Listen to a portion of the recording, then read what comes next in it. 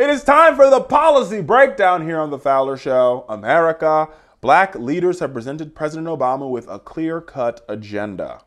Now, for long times, we've talked about the black community not having an agenda, not having their issues. Well, for the first time since President Obama took office, a group of African-American civil rights leaders have presented a formal agenda to the president. The document was entitled A New Civil Rights Movement for Economic Empowerment and Justice. And it's a pretty good agenda, I got to tell you. And the agenda includes 5 urgent goals. Goal number 1, achieving economic parity for African Americans. Goal number 2, promoting equality in education opportunity. Goal number 3, protecting and defending voting rights. Goal number 4, promoting a healthier nation by eliminating health care disparities. And goal number 5, achieving comprehensive criminal system reform. Now, the administration is planning on work. I mean, we've already seen Eric Holder sort of push forward.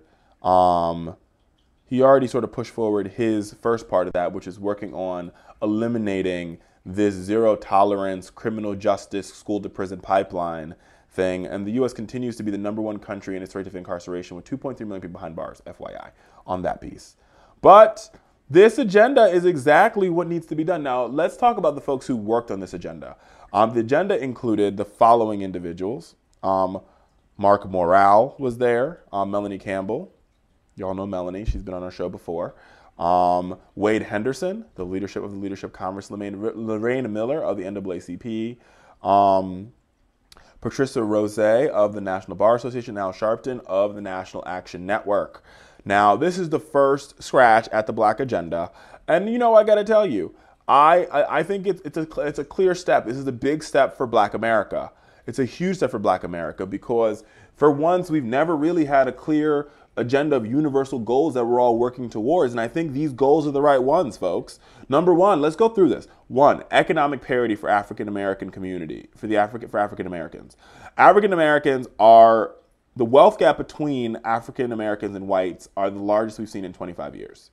The child poverty rate for African Americans is one of the highest in the world. Well, the child poverty rate in America is one of the highest in the world. And African unemployment rates in double digits. Now, let me be very clear about this because people are going to be out there and say, well, oh, the African American agenda doesn't mean, it means that it's different from the American agenda. No. And let me be very clear. When you uplift African Americans, you are also uplifting everybody. Because when you're dealing with issues of economic inequality, you're dealing with white folks that are on the other side of the wealth gap. You're dealing with Hispanics on the other side of the wealth gap. You're dealing with women on the other side of the wealth gap. This is an issue that affects all Americans. And I think we need to be very, very clear on that particular point. And the second point was promoting economic opportunity, educational opportunity. And let's talk about that for just a second.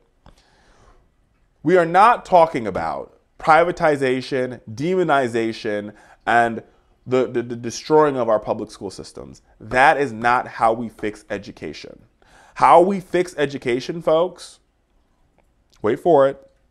How we fix education is by investing in our teachers, investing in our public school system, making sure that there are books, making sure that they're air conditioned, making sure we're providing wraparound services. You cannot have a school without a nurse. You can't have a school without a social worker. You can't have a school without all the services that young people need. That's how you fix education. You don't privatize it and have a race to the bottom where corporations and private institutions are picking winners and losers. It's not how you do it.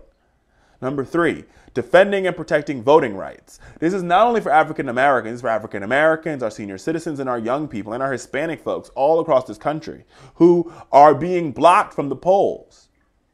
Now people are out there, oh, well, voter ID is the way to go. Hey, listen, let me tell you something. If you want a voter ID, this is what I need you to do. For your voter ID to be, working for all the voters, you should mail it to everybody's house. It should be free of cost, and everybody should get one.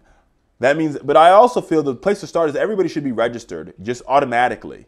You should be automatically registered to vote in this country. As soon as you turn 18, when they automatically sign you up for the draft, they should automatically register you to vote. And that is how you protect voting rights. And you want to give them a voter ID, that's fine. When they turn 18, hand it to them, just like you hand them their draft card. Come on, folks. Number three, that was number three. Number four, eliminating health disparities. The Affordable Care Act is one step in the right direction. We've got to do more than that. We've got to put doctors, health clinics, we've got to provide options to our communities so that they're getting not only having healthy living and healthy eating, but they're also part of a healthy community, a thriving and healthy community, folks. And that means that we're building community centers. We're educating our folks. We're getting rid of the food deserts, putting good food, nutritious food, vegetables, farmers markets in the inner city. Come on, holla if you hear me, America. And number five, and I think one of the most important, reforming our justice system, because our justice system is truly broken. Broken, America. And the Dunn case is just the tip of the iceberg here when it comes to a broken justice system. Just tip of the iceberg. When a white guy can shoot a black guy in cold blood and just walk, no first-degree murder charge. And on the opposite side of that, you have black men and boys getting criminalized and arrested and stopped and frisked just because of how they look. Come on, America. Holla, come on if you're with me, y'all. Don't let me start preaching here today.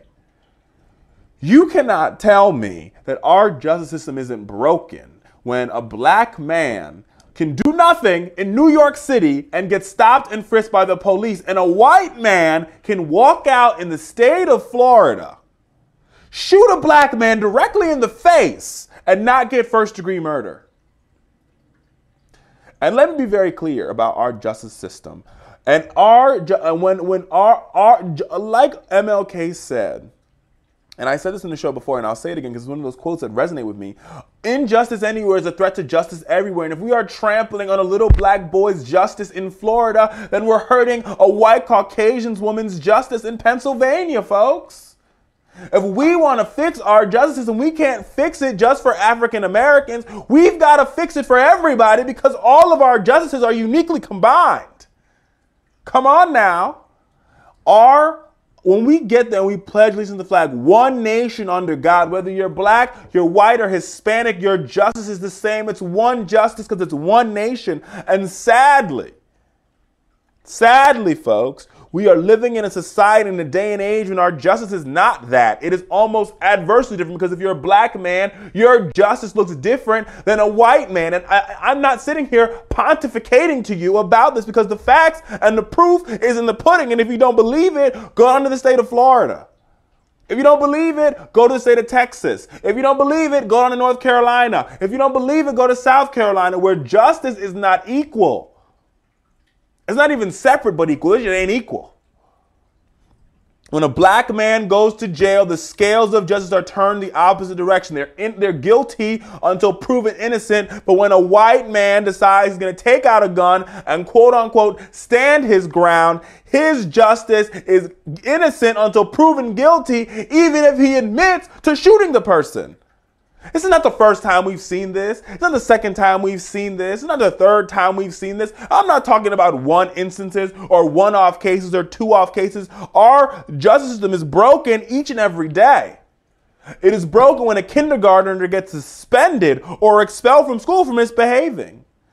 That kid's not bad. He just needs a little bit more love, America. But when you label them at 1 year old and 2 years old and 3 years old, and you tell them that they're a criminal and you tell them they're going to be part of our broken justice system, what do you expect? What do you expect? Come on now.